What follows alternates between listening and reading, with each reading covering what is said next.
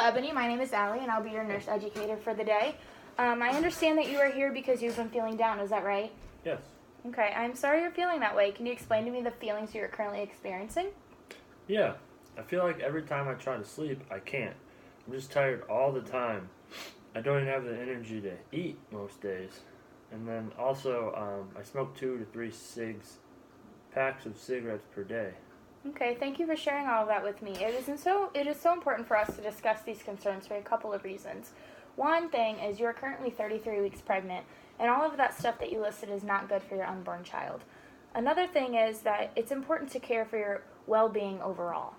The first thing I'd like to discuss is ways to cope with stress and deal with depression. I was wondering if you would be interested in jotting down a few ideas that we talk about so you could take them home with you and put these ideas to test. Would you be interested? Of course. Sure, okay, great. Here's some paper, here's a pen. Go ahead and jot down the ideas as we talk about them. All right, so first off, it may be a good idea to create a routine for yourself. It is important to try to go to sleep at the same time every night, as well as try to aim for a good time to eat a well-balanced breakfast, lunch, and dinner. Speaking of eating, you definitely could consider sticking to a well-balanced diet. Due to you not being as hungry, it is my suggestion to eat 4 to 6 small meals a day rather than 3 large ones. This way you will feel sort of like you're snacking rather than forcing yourself to consume a lot at one time. Also, if you are unsure of what items consist in a well-balanced diet, we can provide you with information on the sources that are needed to obtain that well-balanced diet. A third thing I would like to recommend is maybe joining a support group. I understand that your current living situation isn't ideal, however, you are not alone. There are many support groups out there where people that have feelings just like you do get together and talk about their concerns. In a support group, there's always a leader of the group that directs the conversation and turns it around to make people see the positive end of things. And sometimes people sharing their stories can also help correct another person's current situation. Another topic we should discuss is a better way that you can cope with your stress. I understand that you told me you smoke 2 to 3 packs of cigarettes a day. Smoking while pregnant puts your infant at a very high risk to have complications. Not only does it affect your child's health, but it also sets you up for a lifetime of issues as well. An example would be lung cancer. I also understand that smoking is indeed addictive, and it might be hard for some people to quit. This is why I'm going to recommend chewing gum whenever you get a craving to smoke, or you might want to pick up an exercise routine. All right, chewing gum. Doesn't the gym cost a lot of money though?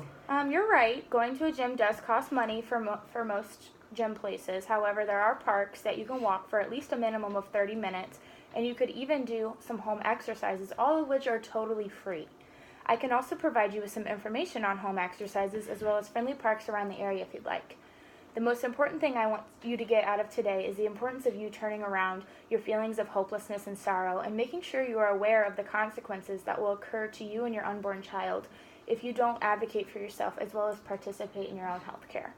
I want to help you achieve a healthy lifestyle, and I also want the best outcome for your unborn child. Do you have any questions on the topics we have discussed today? I don't think I have any questions right now, but I appreciate you taking your time to discuss this with me and allowing me to write down these notes here. Okay, absolutely. As far as our discussion this afternoon, I do want to see what information you were able to obtain just by us talking. Can you repeat back to me a few things that you remember that might have sparked your interest?